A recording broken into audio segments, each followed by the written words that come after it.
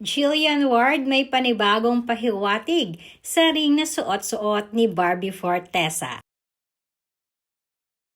Nakakatuwa talaga si Barbie Fortesa dahil bukod sa pagiging magaling na aktres ito, ay active din siya sa mga charity.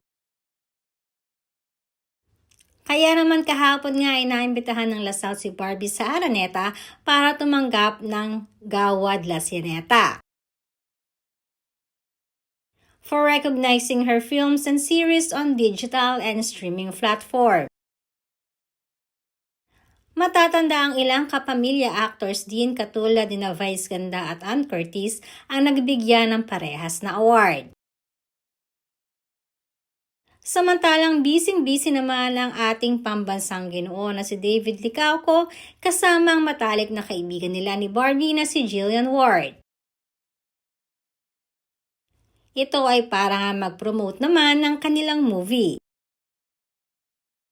Samantalang ang mas pinag-usapan naman sa social media ay ang kapansin-pansin na suot ni Barbie Fortesa na tila ba isang engagement ring. Ayon naman sa aming source, sa isang ambush interview nga na naganap din during promotion ni Jillian at David, ay sinasabi nga di umano na tinutokso ni Jillian itong si David patungkol sa singsing nang matanong din si David ng isang reporter na baka di umano nga ay totoong ibinigay ito ni David kay Barbie. Umani din ito ng samot-saring komento galing na rin sa mga netizens.